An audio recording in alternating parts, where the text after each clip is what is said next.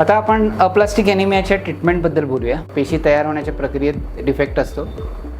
अनुवंशिक असेल कारण किंवा इडिओपॅथिक म्हणजे कारण माहीत नाही, किंवा काही औषधं, रेडिएशन आणि पोल्युशन, पेस्टिसाइड्स ह्याच्यामुळे अप्लास्टिक ॲनिमिया होऊ शकतो.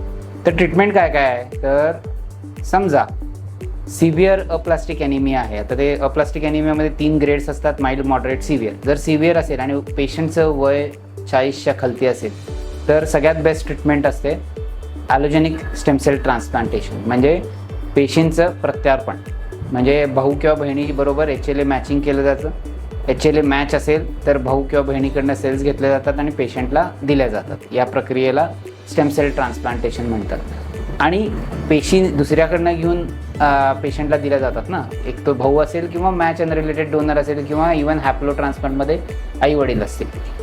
त्यामुळे आपल्याला स्पेस तयार करायला लागते आणि इम्युनिटी कमी करायला लागते पेशंटची. त्यासाठी ट्रान्सप्लांट म्हणजे पेशी द्यायच्या आधी किमोथेरपी दिली जाते. त्याला म्हणतात कंडिशनिंग किमोथेरपी.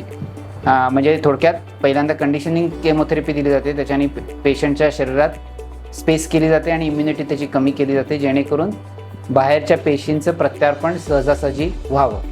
जेव्हा हे किमोथेरपी दिली जात असते त्याच वेळी पेशंटच्या भाऊ किंवा बहीण जर HLA मॅच सिबलिंग असेल किंवा हॅप्लो ट्रान्सप्लांट असेल तर त्याच्या आई किंवा वडील किंवा भाऊ याला ग्रोथ फॅक्टर दिले जातात.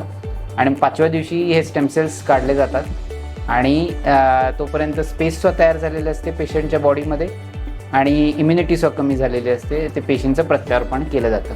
मग ते पेशी जे आपण ट्रान्सप्लांट केलेले असतात किंवा ते जातात आणि हाडात जाऊन रुजतात आणि मग पुढच्या 10 ते 15 दिवसात पेशी पूर्णपणे म्हणजे रुजतात आणि पेशी नॉर्मल तयार होतात. लाल पेशी, पांढऱ्या पेशी आणि प्लेटलेट. हा बेस्ट आणि क्युरेटिव्ह ट्रीटमेंट आहे जर पेशंटचं वय 40च्या खालती असेल आणि त्याला डोनर मिळाला असेल. समजा डोनर नसेल तर नेक्स्ट बेस्ट ऑप्शन 40च्या खाली, पेशंट जर 40च्या खाली असेल तर असतो अँटीथायमोसायटिक ग्लोबुलिन. आधी एक 4-5 वर्षापूर्वी अँटीथायमोसायटिक ग्लोबुलिन आणि सायक्लोस्पोरिन नावाचं एक औषध दिलं जायचं. अँटीथायमोसायटिक ग्लोबुलिन हे एक बायोलॉजिकल आहे.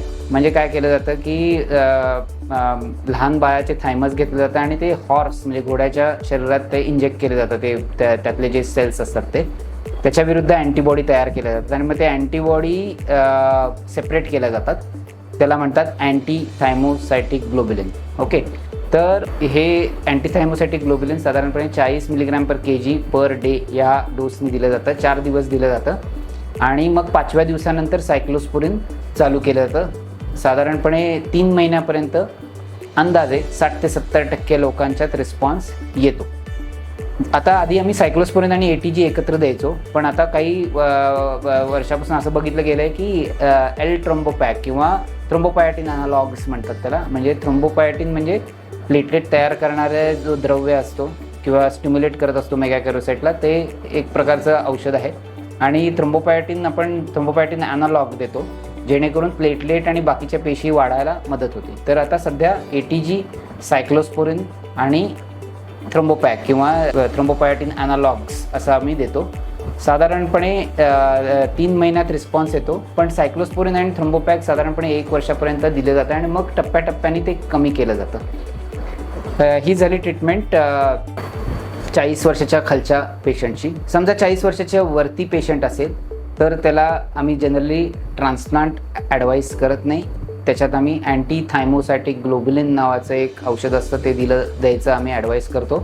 आणि साधारणपणे मी मगाशी म्हटल्यासारखं त्याच्याबरोबर सायक्लोस्पोरिन आणि थ्रोम्बोपायटिन अनालॉग्स दिले जातात आणि या पेशंट्समध्ये साधारणपणे 60% लोकांच्यात रिस्पॉन्स येतो.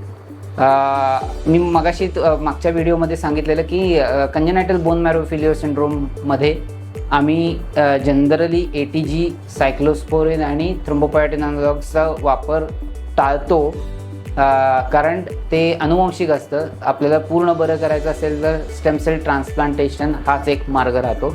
त्यामुळे आम्ही भाऊ किंवा बहीण किंवा भाऊ बहीण मॅच नसतील तर मॅच अनरिलेटेड डोनर सर्च करतो. भाऊ बहीण मॅच असतील आणि congenital bone marrow failure syndrome documented असेल तर आम्ही ते बघतो. हे अनुवंशिक असतं, त्यामुळे त्या भाऊ आणि बहिणीच्यात तेच घटक नाहीत ना, तेच खराब घटक नाहीत ना. कारण जर तेच घटक असतील तर ट्रान्सप्लांटचा फारसा फायदा होत नाही. ही होती थोडक्यात अप्लास्टिक ॲनिमियाची ट्रीटमेंट वेगवेगळ्या वयोगटातली. थँक्यू.